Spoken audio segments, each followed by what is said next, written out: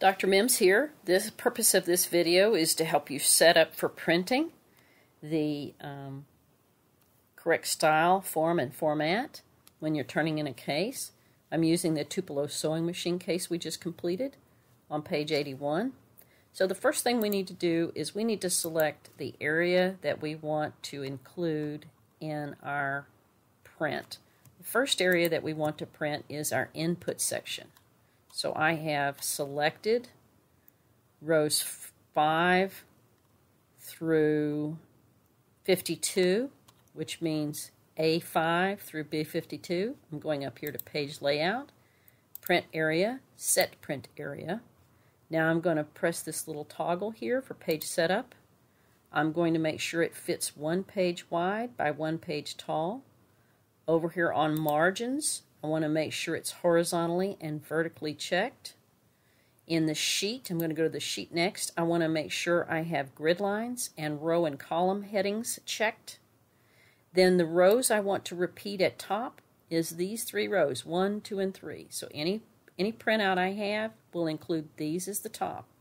Remember that this check mark right here is very essential for grading, because not only are the grid lines making it easy to see, but you will get the row numbers on your printout, which is what we want to make sure that a student has actually provided an exact match, 1 for 1, on our grading expectations. For case 1, you have everything you need to make 100%. On case 2, you'll be giving 2 of the pages as a printout, so we can know if you meet those expectations. Alright, so let's look at header and footer. Your custom header must include your name here. So you would put, for me, I'm going to put my name, Dr. Tina Mims. And then in the center section, what you have done is you're going to connect this file. This will take and put your file name at the header. And then over here, you need to then include your EUID, your student EUID. This is not your email address. This is not the student number you're given. Don't give us that. It's your EUID. For me, it happens to be this. Okay? So then I'm going to hit OK, and I'm done, and I can see a little preview of my header. For the custom footer, you're always going to put in the left section, marketing 3700.001 to indicate the section. You're going to put my name as your instructor. The center section has to have my name, okay? And then the right section is going to have the year and the semester. So 2020 spring. You are graded on how this looks. Now, if you want to double check it before you print it, just hit print preview, and you can see that nicely fits on 1 page. All the row numbers are there. Column A and B is there. My header is correct. My footer is correct. So now I can come over here and I can print that to PDF. Not a problem. I'm going to print that to PDF. There it is.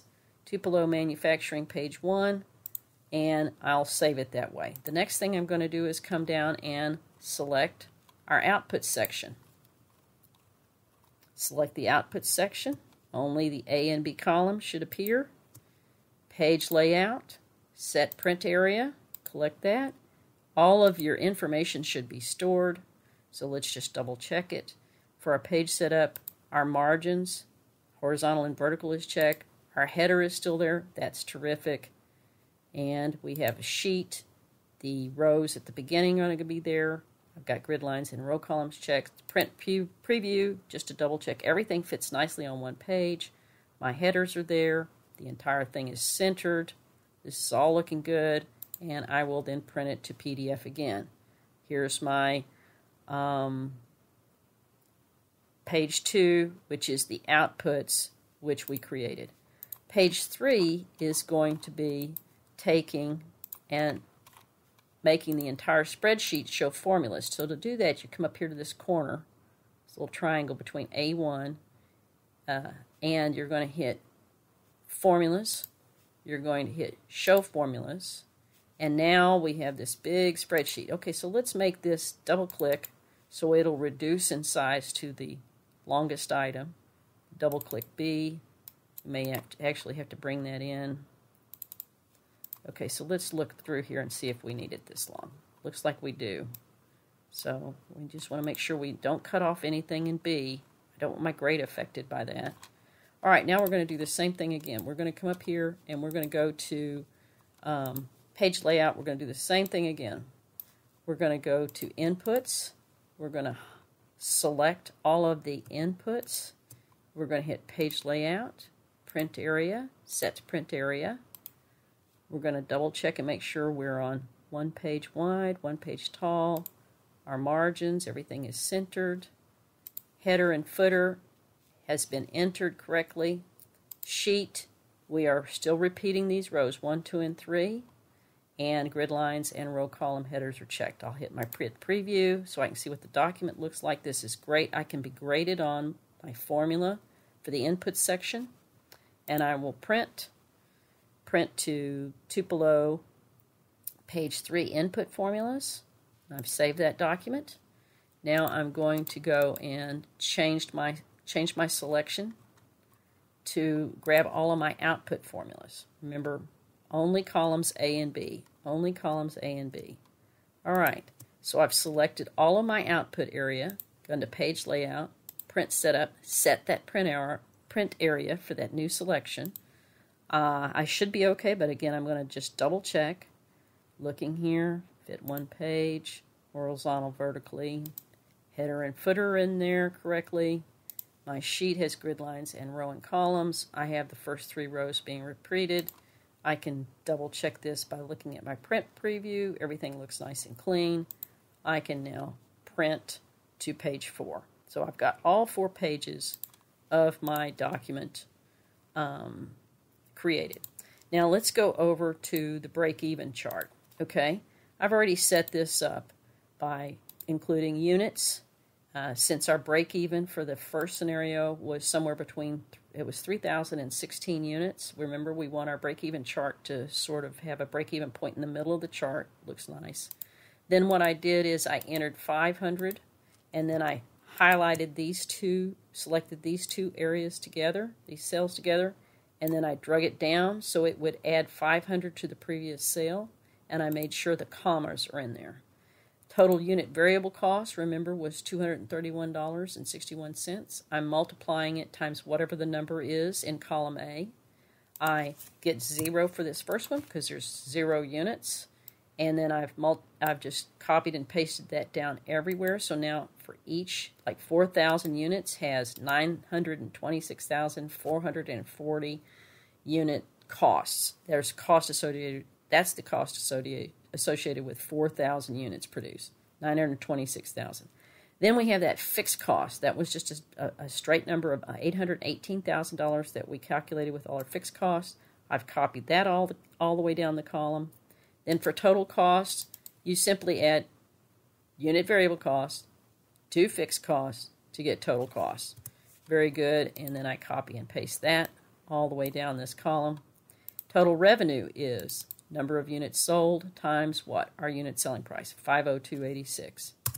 Okay, copy and paste that all the way down the column, right? Now we can create our break-even chart, which we can do by highlighting and selecting A1 through E15, going up here to Insert, Charts, Lines. I can then move this over to another sheet, Move Chart. You want to select New Sheet and hit OK. Hit OK. I've already done that. I'm going to show you over here. Over here, I then double-click this, and I made sure our major units, minimum units are 500. That way it won't start at 0. We only go up to 6,500 units. So let's make sure 6,500 is our top number. Now we know that the entire chart fits the minimum to the maximum range. Okay, we can close that axis. All right. Now let's look at this. I have added a title for units down here in this side by simply going Insert. I need to click on the chart and Insert. You should have Insert text box. Insert text box. View, insert text box. Here it is. Text box is over here on the far right. You can insert a little text box. I added it here to the X axis to say number of units. And then, of course, to draw the line, I did an insert, used that shapes, grabbed that line right there, and then I took it and I drew it from here to here. And then to format that line, I simply double-clicked, right-clicked it, so I can go Format Object. It'll bring up the information. Let me show you here in a little bit better screen. It'll bring up the information on making the line black, which is what I did. I made the width 1.5, and then I made it a dash. I did the same thing here. I inserted a line over here, and I changed the format, which was, again, a right-click. Format Object will bring up this panel. Okay, I inserted this circle by using Insert. I have to be sure and be on the chart. Insert, Illustrations, Shapes, and I grabbed this little circle here, and I added it here. I then formatted it by making it black. Okay. And I'm going to cancel that. I just want to show this. And then, of course, here I inserted an illustration called callouts, which is this shape right here. We've done this in class. Once you click that, you can then make the shape by formatting it, format that object. I made sure there was no fill. See here on fill, I've got no fill. I made sure the line was red in this case. The width of the line, I could make it a little bigger if I wanted to. But most importantly, I've typed in the text of the break-even point exactly in dollars, because we know this is the dollars is on the y-axis. I've then repeated the same process for the call out here. In addition, I have typed the title of the chart, Tupelo Sewing Machine Company break-even chart. Now what I'm going to do is I'm going to print this chart. I want to say File, Print. Notice I see the entire chart on one page. I want to look at the printer properties. It's at Landscape. That's perfect. I want it on Landscape. I'm going to hit Print, and then I'm going to save it to my Tupelo BE Graph PDF here, which I have done. Now what I can do is I can call up Adobe Acrobat. And in Adobe Acrobat, I can go File, Create. I want to combine files into a single PDF. I'm going to add files. I'm going to go over to Tupelo here and grab all 3 of those pages, including the graph. I'm going to open those. I need to make sure my pages are in the right order. This says that's page 1 input, page 2 outputs,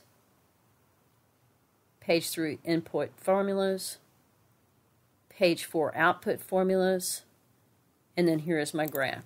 Now I'm simply going to hit the button Combine, and voila, I have a PDF file that I can submit for grading. If we were turning in this case, everything is beautifully centered.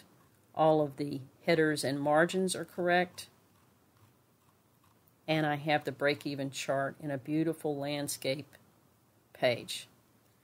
Again, this is Dr. Tina Mims trying to help you with doing a complete case from start to finish, including producing the PDF for submission.